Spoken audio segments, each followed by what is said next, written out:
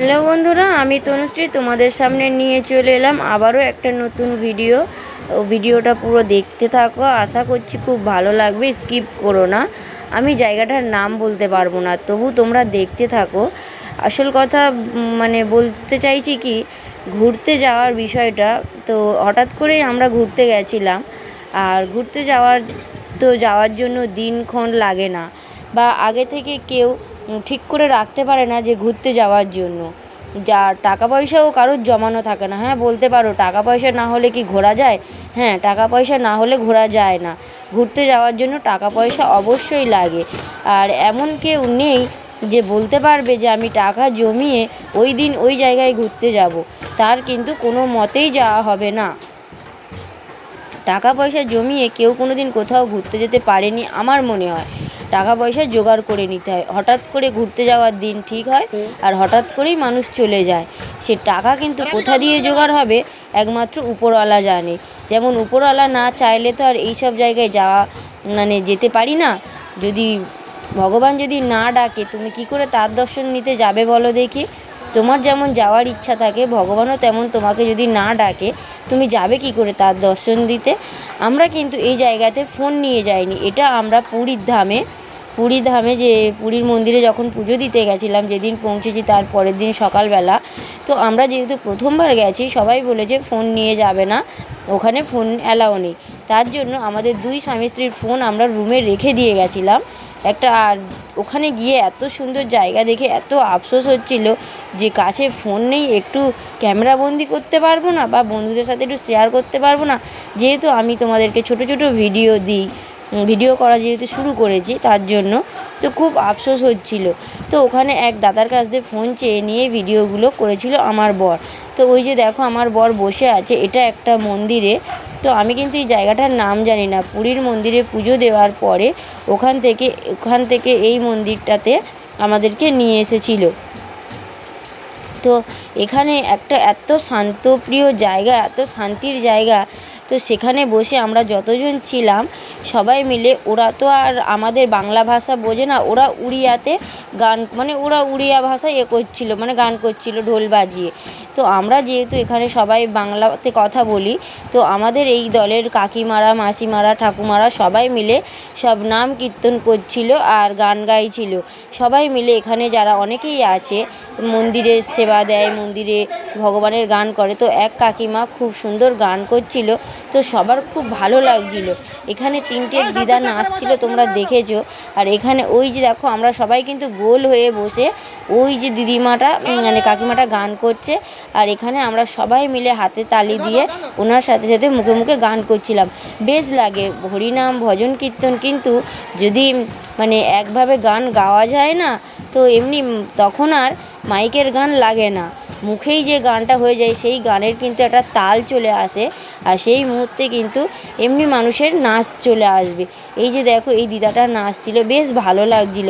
ওখানে অনেকক্ষণ ছিলাম আমরা, সকাল থেকে না খেয়েছিলাম, কিন্তু প্রায় ওখানে 12টা বেজে গেছে। ওখানে যাওয়ার পরে যেন পেটের খিদেটা যেন হঠাৎ করে চলে গেল। এত শান্তপ্রিয় জায়গা আর শান্তির জায়গা যেন মনে হলো। তো এখানে দেখো ওই দিদাটা নাচছে, একভাবে নাচছে। আর অনেকে আছে মুখ খুলছে না, তারা যেন একটা লজ্জা ভাব। তো বুঝতে পারি না, ভগবানের যখন নাম কীর্তন হয় এখানে লজ্জা ভাবের কী আছে? তো এখানে লজ্জাটা পাওয়ারও বা কী আছে? তো সবাই মিলে প্রথম কিন্তু কেউ গান ধরতে চাইছিল না, সবাই বলছে একটা গান ধরো গান ধরো। আরে এমন কিছু না, শুধু হরে কৃষ্ণটাই নাম ধরো। তো কেউ ধরছিল না। তো শেষ পর্যন্ত ওই কাকিমাটা গান ধরার পরে এই দিদিমাটা আর কি নাচতে শুরু করে দিল। দেওয়ার পরে সবাই দেখো হাতে তালি দিচ্ছে আর গান করছে, সবার মুখে কিন্তু একটা মিষ্টি হাসি রয়েছে। আর যদি বলি ঘুরতে যাওয়ার বিষয়টা হচ্ছে, ট্রেনে করে যাওয়ার চিন্তা, আমাদের পুরী যাওয়ার চিন্তা ভাবনা প্রায় 2-3 বছর ধরে আমরা ভাবছি যে পুরী ঘুরতে যাব, কিন্তু হয়ে আর ওঠে না। ভগবান যদি না ডাকে তুমি যাবে কি করে? তো যাই হোক, ভাবতে পারিনি এইভাবে আমাদের রান্না পুজোর আগে এইভাবে আমরা ঘুরতে যেতে পারবো বলে। হঠাৎ করে একজন এসে বলল, আর আমরা রাজি হয়ে গেলাম। আমাদের হাতে কিন্তু টাকা পয়সা জোগাড় ছিল না, হঠাৎ করে একটু জোগাড় করলাম আর চলে গেলাম। সেটা কোথা থেকে, সেটা ধার হোক দেনা হোক আর যাই হোক, ধার দেনা তো প্রত্যেকটা মানুষের আছে, মানুষ মাত্রই ধার দেনাবিহীন মানুষ বোধহয় খুব কম আছে। জীবনে ধার দেনা না হলে কেউ কিচ্ছু করতে পারবে না, সে যতই ভাবুক না কেন যে আমি নগদ টাকায় ক্যাশ টাকায় সব কিছু করে উঠতে পারবে না। যেমন ধার দেনা ভগবান করাবে, তেমন ভগবান সেগুলো শোধ করার রাস্তাটাও দেখিয়ে দেবে। তো যার জন্য যে কোনো উপায়ে ঠিক ঘোরাটা হয়ে গেল। আর ট্রেনে করে হলে তো আর এত লোক একসাথে ঘোরা হয় না। হ্যাঁ, বাসে ঘোরাটা কষ্ট হলেও কিন্তু কষ্টের মাঝে যে একটা আনন্দ রয়েছে, সেই আনন্দটা কিন্তু কষ্টটাকে দূর করে দেয়। আর বাসে যে এই যে 50টা 80টা লোক একসাথে যাওয়ার একটা আনন্দ আছে, সবাই মিলে এই যে দেখো, এখানে কিন্তু ট্রেনে করে হলে হয়তো একটা দুটো ফ্যামিলি, তাও সব ফ্যামিলি কি আর সবার মতো হবে? কে কে চাইবে কে চাইবে না, এরকম একটা বিষয় হবে। আর এই যে দেখো, আমাদের এখানে নাম কীর্তন শেষ, তো আমরা এবার উঠে রুমের দিকে বেরোবো, কারণ অনেকটা বেলা হয়ে গেছে, কারোর কিছু খাওয়া দাওয়া হয়নি, সকাল থেকে সবাই না খেয়ে রয়েছে। আবার এখান থেকে গিয়ে তো আমাদের আবার সমুদ্রে যেতে হবে। সমুদ্রের ভিডিও আমি তোমাদেরকে আগেই দিয়ে দিয়েছি, এগুলো দেওয়া হয়নি। তো একসাথে দিতে গেলে অনেকটা বড় হয়ে যাবে, যার জন্য একটু একটু করে তোমাদের সাথে শেয়ার করছি। তো এখানে দেখো, সবাই উঠে পড়ে যে বেরিয়ে যাওয়া হবে বলছে, তো তখন সবাই উঠে এই যে নাচ শুরু করেছে। দেখেছো এত সুন্দর লাগছিল না? সত্যি এইসব জিনিসগুলো দেখার মতো, আর প্রাণও ভরিয়ে যায়, চোখও জুড়িয়ে যায়, যেতে ইচ্ছে হয় না। আর এই যে দেখো, এখানে এটা হচ্ছে বকুলতলা, এই যে পুরনো বকুল গাছ একটা এখানে ছিল। তো আমি এত কিছু নাম বলতে পারছি না। তো তো যাই হোক, আমরা খুব মজা করেছি, খুব আনন্দ করেছি। তো আমাদের আনন্দটা একটু তোমাদের সাথে শেয়ার করলাম। তোমাদের কেমন লাগলো অবশ্যই কিন্তু কমেন্ট করে জানিও। তো সবাই দেখো, তখনও নাচ চলছে বেশ মানে এখানে 1-2 ঘন্টার উপরে থাকা হয়েছিল এই জায়গাটাতে। তো তারপরে আমরা এখান থেকে বেরিয়ে যাব সবাই মিলে।